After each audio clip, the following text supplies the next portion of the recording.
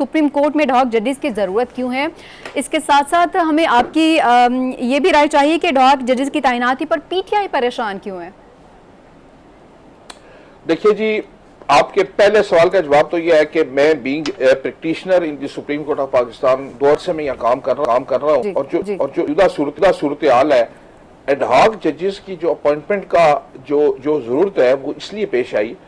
کیونکہ میں کسی کا بریف یا میں کسی کے ترجمان نہیں ہوں، لیکن میں آپ کو وہ بات بتا رہا ہوں جو میرے مشاہدے میں اور میرے ذاتی علم میں ہے۔ اس وقت سپریم کورٹ کا جو پرابلم ہے وہ یہ ہے کہ بہت زیادہ بیک لاگ ہے،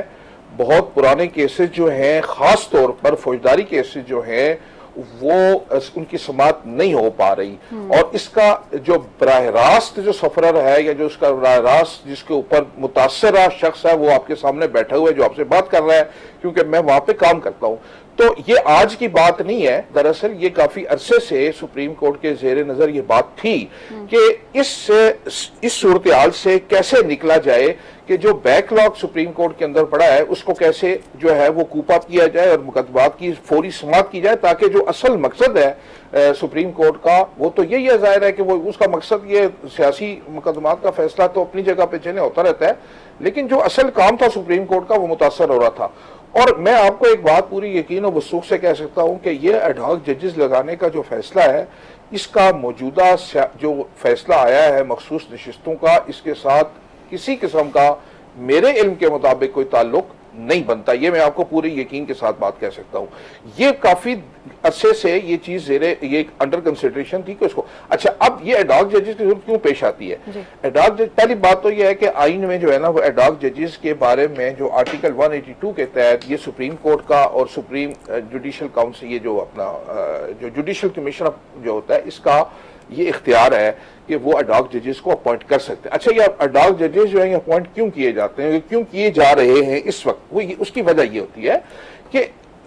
ججز جب ایک ہائی کورٹ کا جج اوور نائٹ نہیں بنتا، ہائی کورٹ کے اندر جب ایک جج اپوائنٹ ہوتا ہے اور وہ جب سپریم کورٹ میں آتا ہے تو وہ کسی ایک اس کی ایکسپرٹیز ہوتی ہیں فوجداری مقدمات میں یا دیوانی مقدمات میں یا کسی اور جگہ کے اوپر، تو اس کا ایک بہت وسیع تجربہ ہوتا ہے۔ اچھا اس کی چونکہ ایج پوری ہو گئی ہوتی ہے تو اس کو آئین کے مطابق جو ہے وہ ریٹائر ہونا پڑتا ہے، لیکن اب جو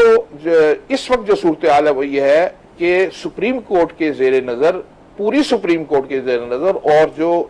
جو لوگ جو چیف جسٹس ہیں ان کے زیر نظر، اور جو ہمارے ممبرز ہیں جوڈیشل کمیشن کے، سر آپ کا پوائنٹ میرے پاس آ گیا ہے ڈاکٹر صاحب، میری بات سن لیجیے، میری بات مکمل ہو دیجیے۔ ان کے زیر نظر بات جو مقصد ہے وہ یہ ہے کہ کیسے جو پائل اپ کیسز ہیں ان کو ان ججز کی تجربے کی روشنی میں جو ان کو حاصل ہے وہ اپنا ایکسپیرینس استعمال کریں، اور اس کو، لیکن بدقسمتی یہ ہے کہ ہمارے ہاں جو کام ٹھیک بھی کیا جاتا ہے اس کو جوڑ دیا جاتا ہے سیاست کے ساتھ۔ میں اس چیز کی مجھے یہی ہماری دراصل خرابی کی جڑ ہے۔ سر آئی ایم ایف کی ورلڈ اکنامک رپورٹ جو ہے وہ جاری کی جاتی ہے، ایشین ڈیولپمنٹ بینک کی رپورٹ سامنے آتی ہے، اور ابھی کچھ دیر پہلے فچ کی رپورٹ بھی سامنے آئی ہے۔ ان ساری چیزوں میں، ساری رپورٹس میں جو ایک چیز کامن ہم نے دیکھی ہے وہ یہ تھی کہ بیرونی جو ادائیگیوں کا رسک ہے وہ سب سے بڑا رسک ہے، اور سیاسی عدم استحکام پر بھی ان رپورٹس میں تشویش کا اظہار کیا گیا ہے۔ اب آپ کیا کہیں گے ان رپورٹس پر؟ مختصر دیکھیے، آئی ایم ایف کی رپورٹ یہ کہہ رہی ہے کہ جو جی ڈی پی گروتھ ہے وہ 3.5% ایکسپیکٹ جا رہی ہے، توقع ہے 3.5%۔ اب آپ سوچیے کہ سن 2020 میں ہماری جو جی ڈی پی گروتھ تھی وہ -1.1 تھی، اور اب وہ کہہ رہے ہیں کہ 3.5% آئے گی، وچ از ویری پازیٹیو۔ 2023 میں آپ دیکھ لیں تو تقریباً 0% جی ڈی پی گروتھ تھی، اور اب آئی ایم ایف یہ کہہ رہی ہے کہ 3.5% گروتھ ہوگی۔ اب معیشت کے اندر 2 فیزز مرحلے، پہلا مرحلہ ہوتا ہے استحکام کا اور دوسرا مرحلہ آتا ہے ترقی کا۔ تو آئی ایم ایف کہہ رہی ہے کہ استحکام کا مرحلہ جو ہے وہ ہم نے کر لیا ہے، وہ پورا ہو گیا ہے، اور اب ترقی کا مرحلہ شروع ہونے والا ہے جس میں 3.5% گروتھ آئے گی۔ اب فچ کی جو اسٹیٹمنٹ ہے اس کو دوبارہ سے ذرا غور سے دیکھیں۔ فچ کی اسٹیٹمنٹ انگریزی میں یہ کہہ رہی ہے کہ پاکستان پولیٹیکل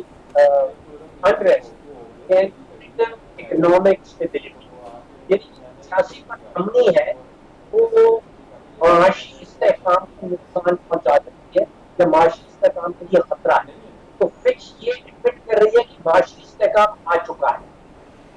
اور معاشی استحکام آنے کے بعد اب اس معاشی استحکام کو خطرہ ہے اگر سیاسی بات اپنی سامنے آتی ہے. میں تو اس کو ایسے پڑھ رہا ہوں کہ آئی ایم ایف اور فچ جو ہے یہ ان دونوں میں سے ہے کہ استحکام آ چکا ہے اور ترقی کی طرف ملک بڑھ رہا ہے، لیکن اس ترقی کے لیے ترقی کی جان اس ترقی کے راستے میں جو خطرہ ہے وہ معاشی عدم قدم کا ہے یا ڈر سکتا ہے. اسی طرح آپ دیکھیے کہ بینک آف امریکہ کی رپورٹ کوئی 2 مہینے پہلے آئی، وہ اپنے فالوورز کو اپنے کلائنٹس کو یہ کہتی تھی کہ پاکستان کے بانڈ خریدنے کا وقت آ گیا ہے. بینک آف امریکہ یہ کہتا ہے کہ پاکستان کی معاشی استحکام